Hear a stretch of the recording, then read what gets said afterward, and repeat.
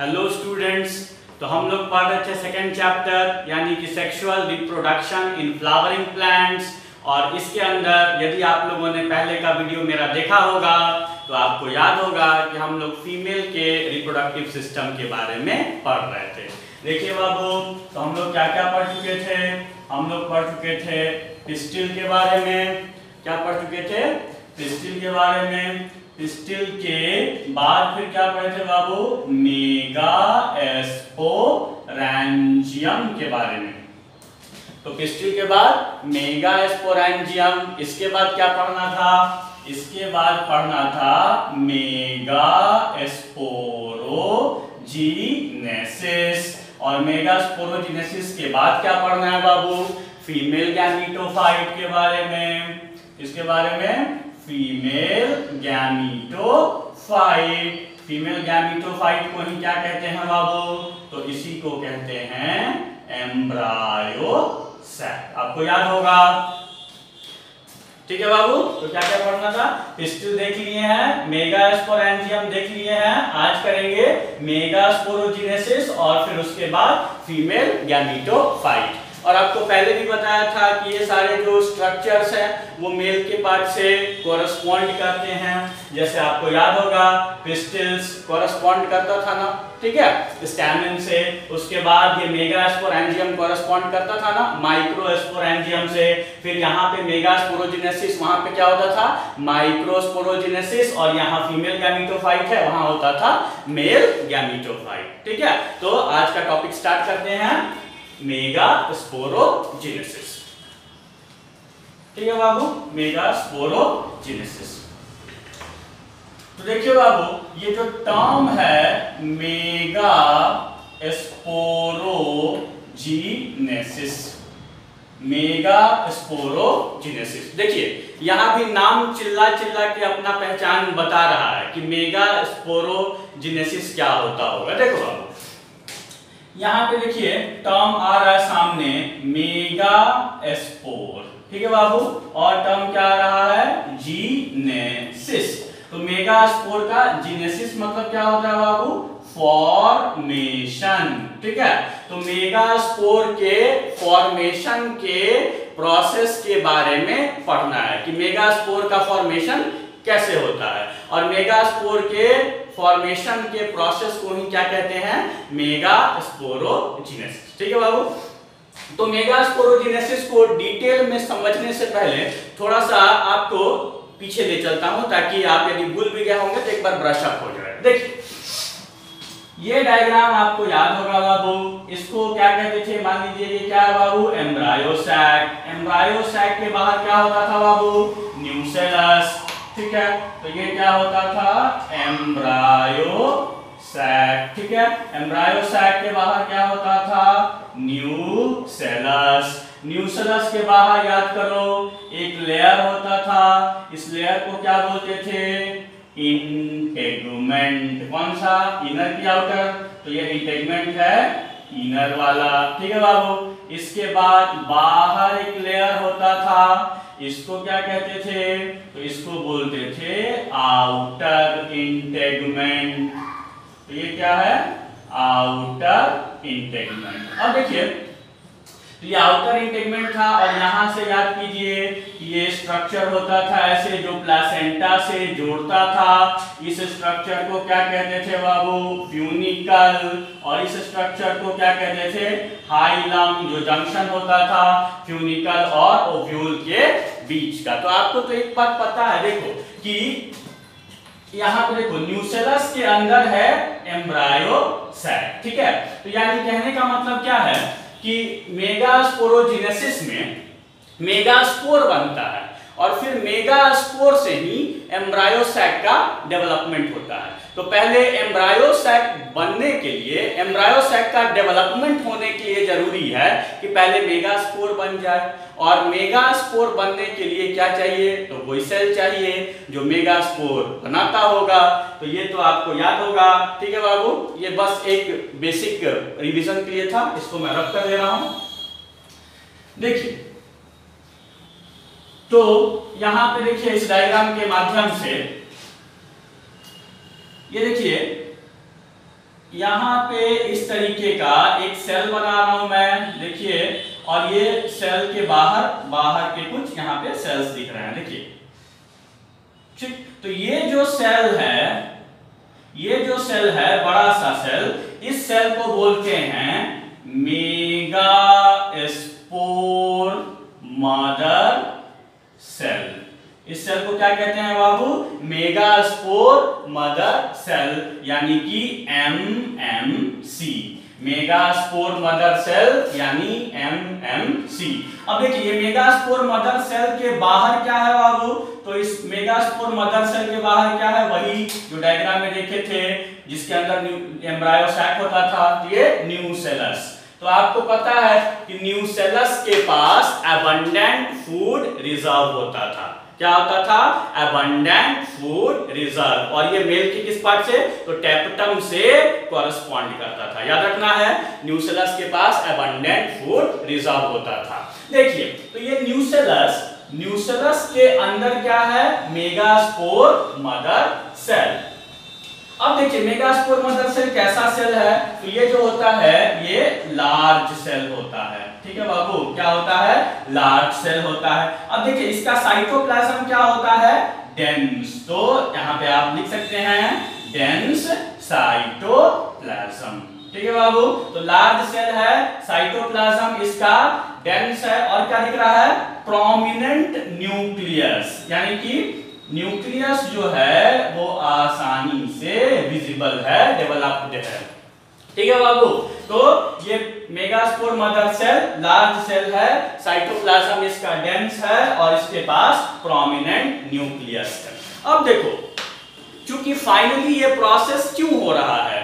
ये प्रोसेस हो रहा है क्योंकि बाद में फीमेल के गैमीटोफाइट का फॉर्मेशन हो सके। तो जब भी 2N यानी कि जो डिप्लॉयड ऑर्गेनिजम्स होते हैं वो जब गैमीट बनाते हैं तो उनका गैमीट हैप्लॉयड होता है, और जहां भी डिप्लॉयड ऑर्गेनिज्म कुछ हैप्लॉयड गैमीट बनाएंगे तो वहां पे जो सेल डिवीजन होगा वो कौन सा होगा बाबू? याद करो, सेल डिवीजन होगा मियोसिस, ठीक है बाबू?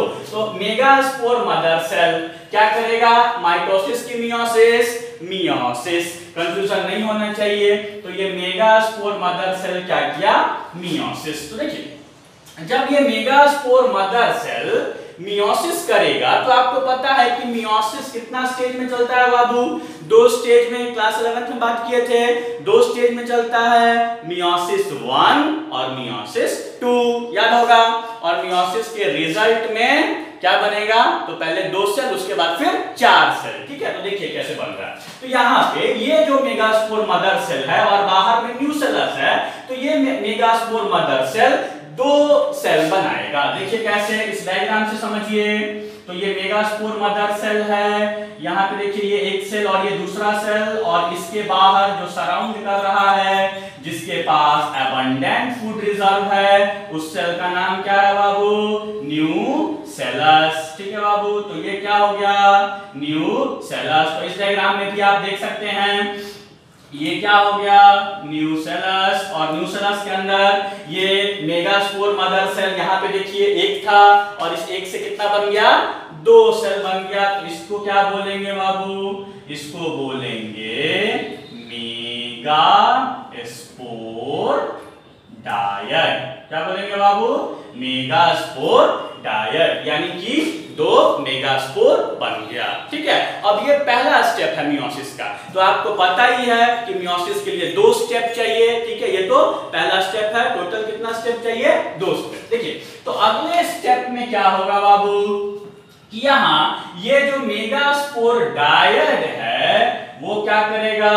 फर्दर मियोसिस करेगा, और फर्दर मियोसिस करके 1 2 3 4 कितना मेगास्पोर बनाएगा? 4 मेगास्पोर। तो यहाँ देख लीजिए फिर से, बाहर इसके जो बाहर है जो सराउंड कर रहा है इसको, तो सराउंड करने वाले स्ट्रक्चर को क्या कहते हैं? आपको पता ही है। तो यहाँ भी जो सराउंड कर रहा है वो न्यूसेलस है, सराउंड करने वाला स्ट्रक्चर न्यूसेलस है, जिसके पास एबंडेंट फूड रिजर्व है। और जो स्ट्रक्चर बना है बाबू, तो क्या बना है? Megaspore tetrad. तो ये जो स्ट्रक्चर बना है ये क्या है, मेगा स्पोर टेट्रैड। क्या बना बाबू, मेगा स्पोर टेट्रैड। ठीक है, देखिए एक बार फिर से देख लेते हैं हम लोग क्या समझ रहे हैं, मेगा स्पोरोजेनेसिस।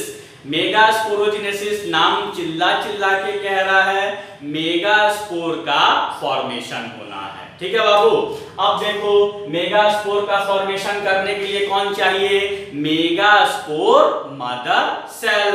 अब मेगा स्पोर मदर सेल किसके अंदर में है, तो न्यूसेलस के अंदर। तो देखिए यहाँ पे न्यूसेलस इसको सराउंड कर रहा, अंदर में क्या है, मेगा स्पोर मदर सेल। अब ये मेगा स्पोर मदर सेल क्या करेगा, यहाँ पे डिवीजन, कौन सा डिवीजन बाबू, माइटोकिमियो, तो मियोसिस। तो जब मियोसिस होगा तो क्या बनेगा, मेगा स्पोर डायट। क्या बनेगा यहाँ पे, मेगा स्पोर डायट। ठीक है, यानी कि एक मेगा स्पोर से दो मेगा स्पोर। ठीक है, अब प्रोसेस आगे चलेगा तो फर्दर क्या डेवलपमेंट हो रहा है बाबू, ये मेगा स्पोर डायट जो है वो फिर से मियोसिस होगा यहाँ पे, और क्या बनेगा, मेगा स्पोर टेट्रैड। ठीक है बाबू, तो हम लोगों ने क्या सीखा कि मेगा स्पोर मदर सेल से मेगा स्पोर टेट्रैड बनने के प्रोसेस को क्या कहेंगे बाबू, मेगा स्पोरोजेनेसिस। ठीक है, तो आप एक बार वीडियो को पॉज कर सकते हैं और फिर ये डायग्राम जो है ये आप बना सकते हैं। ठीक है, ये डायग्राम एनसीईआरटी बुक में भी दिया हुआ है। ठीक है, आपको ये ध्यान रखना है कि ये megaspore mother cell large cell है, डेंस साइटोप्लाज्म है और प्रोमिनेंट न्यूक्लियस है। ठीक है, तो मैं यहाँ इस पोर्शन को थोड़ा सा रब कर देता हूँ। ठीक है, तो देखिए मेगा स्पोरोजेनेसिस के बारे में थोड़ा सा डेफिनेशन देख लेते हैं। ठीक है, तो देखिए बाबू क्या है mega sporogenesis, the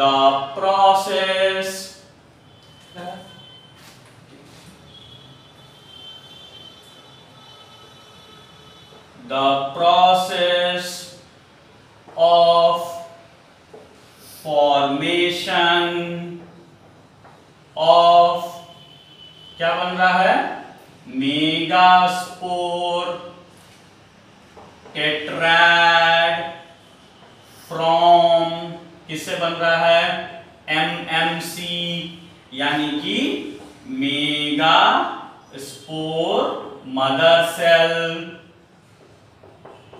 by meiosis is called as, क्या कहते हैं बाबू, is called as megasporogenesis. तो इसी प्रोसेस को मेगा स्पोरोजेनेसिस कहते हैं। ठीक है, तो डेफिनेशन के तौर पे आप लिख सकते हैं कि process of formation of megaspore tetrad from megaspore mother cell, ठीक है, यानी कि MMC by meiosis is called as megasporogenesis. ठीक है बाबू, तो यहां तक तो मेगा स्पोरोजेनेसिस में दिक्कत नहीं होना चाहिए। ठीक है, नहीं हुआ होगा, एकदम आसान सा फंडा है। तो ये मेगा स्पोरोजेनेसिस है। चलिए देखिए, तो मेगा स्पोर टेट्रैड कंफ्यूज नहीं होना है, वहां पढ़ाया था मेल वाले पार्ट में, टेट्रैड मींस चार, एक साथ जो चार सेल्स कनेक्टेड होते हैं तो उनको मेगा स्पोर टेट्रैड बोलते हैं। ठीक है, 4 मेगा स्पोर।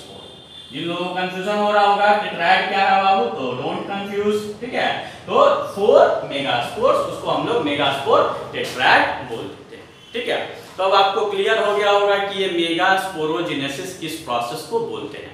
देखिए एक बार हम लोग इसको थोड़ा सा क्या बोलते हैं उसको देख लेते हैं रिप्रेजेंट करके। ठीक है, ताकि आपको कोई कंफ्यूजन फिर ना रहे वापस से। देखिए, ठीक है, तो एक फ्लो चार्ट के माध्यम से, जैसा कि हम लोग पहले भी करते आए हैं, ये नोट कर ही लिए होंगे आप लोग। ठीक, तो एक फ्लो चार्ट के माध्यम से देखने का प्रयास करते हैं। ठीक है बाबू, तो देखो सबसे पहले बात करें, स्टार्ट करें, जैसे वहां कंपेयर कर रहे थे। देखो तो यहाँ पे प्लांट से मान लो स्टार्ट करते हैं। ठीक है, तो प्लांट है और प्लांट के अंदर क्या था बाबू, फ्लावर था, याद कीजिए। तो प्लांट के अंदर क्या है, फ्लावर है, और फ्लावर के अंदर क्या देखने को मिल रहा था, तो फीमेल का पार्ट की बात हो रहा है ना, तो फ्लावर के अंदर गाइनोसियम, ठीक है। तो प्लांट के अंदर फ्लावर था और फ्लावर के अंदर गाइनोसियम था।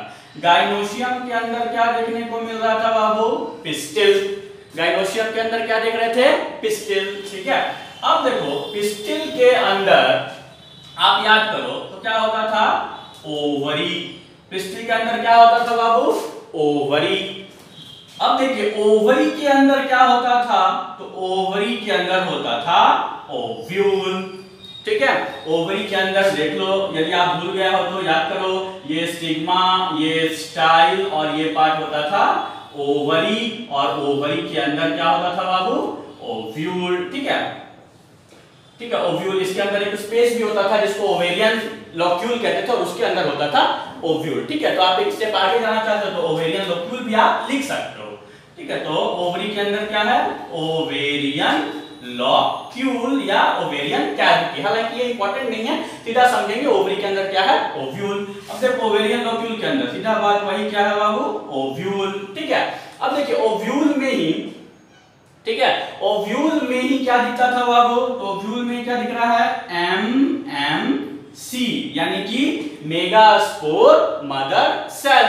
अब ये मेगास्पोर मदर सेल यानी कि MMC ये क्या बनाएगा बाबू, तो मेगास्पोर टेट्राड, याद कीजिए, ठीक है।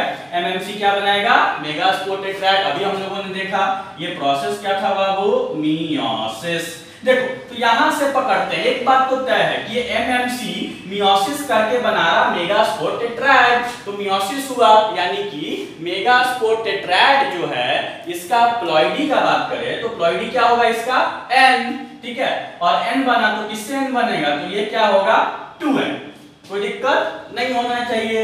अब देखिए ये मेगास्पोर टेट्राड यानी कि इसका मतलब क्या हुआ कि 4 मेगास्पोर्स हैं। कितने मेगास्पोर्स हैं, 4। अब इस 4 मेगास्पोर में से क्या होता है बाबू, इधर बना दे रहा हूं, हो सकता है उधर आपको दिखाई नहीं पड़ रहा होगा। देखिए तो इस 4 मेगास्पोर में से, यहां थोड़ा सा रफ करता हूं, इस 4 मेगास्पोर में से 3 मेगास्पोर जो हैं, 3 मेगास्पोर जो हैं वो क्या है बाबू, डीजेनरेट। 3 मेगास्पोर क्या है, डीजेनरेट। डीजेनरेट का मतलब होता है नॉन फंक्शनल, ठीक है, यानी कि ये नॉन फंक्शनल है, ठीक है। ये क्या है बाबू, नॉन फंक्शनल यानी डीजेनरेट। अब देखिए तो बच गया कितना, तो टोटल मेगास्पोर कितना बना था, 4। 3 नालायक है, कोई काम का नहीं है, डीजेनरेट, बाहर निकालो उसको, ठीक है, कुछ काम नहीं करेगा। तो 3 मेगास्पोर जो है वो डीजेनरेट है यानी कि नॉन फंक्शनल है। बच गया कितना बाबू, तो बच गया 1, ठीक है। तो ये जो 1 मेगास्पोर जो है, ठीक है, 1 मेगास्पोर जो बचा है ये क्या है, फंक्शनल, ठीक है। 1 मेगास्पोर क्या है, फंक्शनल, दिख रहा होगा, हाँ, 1 मेगास्पोर क्या है बाबू, फंक्शनल। अब देखिए थोड़ा सा प्लॉइडी पे बात कर लेते हैं ताकि आप जब एग्जाम में जाओ ऑब्जेक्टिव क्वेश्चन आ जाए प्लॉइडी से तो वहां पे फंसोगे नहीं, कैसे देख लो। तो ये प्लांट सीधा सीधा एंजियोस्पर्मिक प्लांट है तो ये क्या होगा, 2N। फ्लावर क्या होगा बाबू, 2N। यहाँ देखिए गाइनोसियम भी 2N। यहाँ देखिए पिस्टिल क्या होगा, 2N।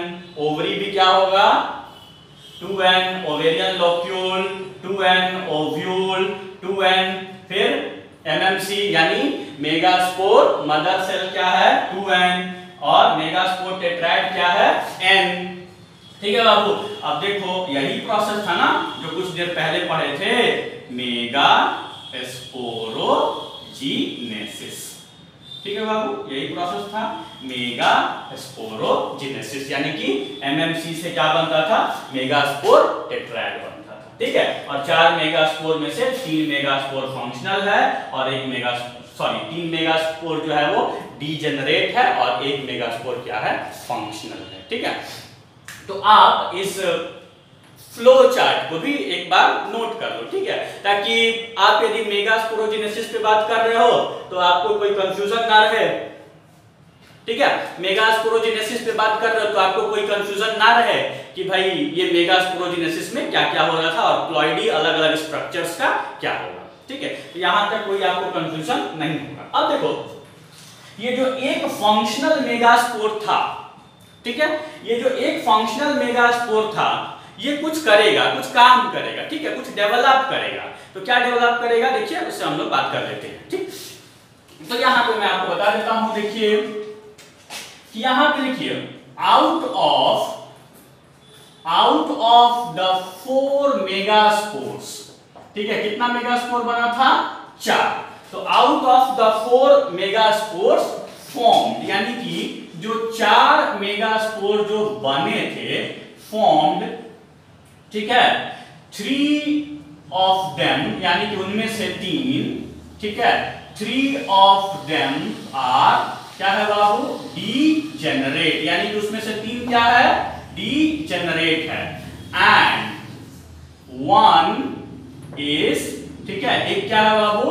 फंक्शनल, ठीक है। तो ये आप पॉइंट ऐसे लिख सकते हैं कि out of the 4 megaspore formed, ठीक है। इसके बाद आप लिख सकते हैं कि 4 मेगास्पोर जो बना था उसमें से 3 क्या था? 3 of them are degenerate and 1 is functional. अब ये फंक्शनल मेगास्पोर, वही तो जानना है कि ये फंक्शनल मेगास्पोर क्या काम करेगा। देखिए तो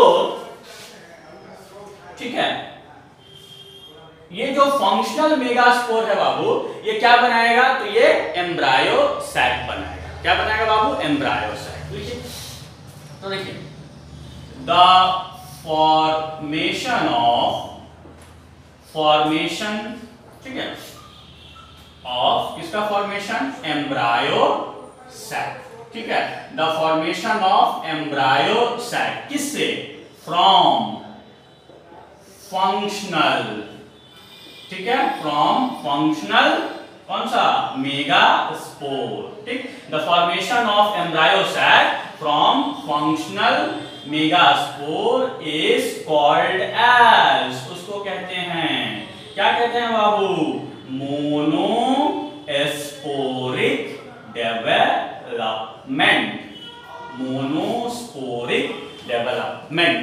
तो मोनोस्पोरिक डेवलपमेंट का मतलब क्या हुआ कि एक जो फंक्शनल मेगास्पोर है वो क्या करेगा? वो एम्ब्रायो सैक का फॉर्मेशन करेगा, उसको कहेंगे मोनोस्पोरिक डेवलपमेंट, ठीक है। इसको मैं क्लियर कर दे रहा हूं एक बार, आपको कहीं पे कंफ्यूजन नहीं होना चाहिए, सब कुछ हम लोग रिप्रेजेंट करके देख लेंगे, ठीक है। ये मोनोस्पोरिक डेवलपमेंट के बारे में देखो, ठीक। यहां देखो क्या कह रहा है statement? Formation of embryo sac from functional megaspore. अब देखिए यदि बात कर रहे हैं मेगास्पोर की, पहले ही बात कर चुके हैं, फिर से देख लेते हैं, कोई कंफ्यूजन नहीं होगा। 4 मेगास्पोर है, कितना है बाबू? 4। 4 में से 3 जो है वो क्या है बाबू? डीजेनरेट, और एक क्या है बाबू? फंक्शनल, ठीक है। तो ये फंक्शनल मेगास्पोर ये क्या करता है बाबू? ये बनाता है एम्ब्रायो सैक, और इसी प्रोसेस को कहते हैं मोनोस्पोरिक डेवलपमेंट, ठीक है। यहां भी देखिए नाम चिल्ला चिल्ला के कह रहा है। मोनो मतलब होता है एक, स्पोरिक आया मेगास्पोर के लिए, ठीक है। मोनो मींस एक, स्पोरिक आया मेगास्पोर के लिए, और ये डेवलपमेंट। तो 4 में से 3 डीजेनरेट, एक फंक्शनल, और इस फंक्शनल मेगास्पोर से एम्ब्रायो सैक का डेवलपमेंट, इसको बोलते हैं मोनोस्पोरिक डेवलपमेंट, ठीक है बाबू। तो ये मेगास्पोरोजेनेसिस का प्रोसेस हमारा कंप्लीट हुआ, यहां तक आपको कोई दिक्कत नहीं होगा, ठीक है। फिर इसके बाद नेक्स्ट लेक्चर में हम लोग बात करेंगे मेगास्पोरोजेनेसिस के बाद का टॉपिक, यानी कि फीमेल गैमेटोफाइट के बारे में, ठीक है। तो that's all for this lecture.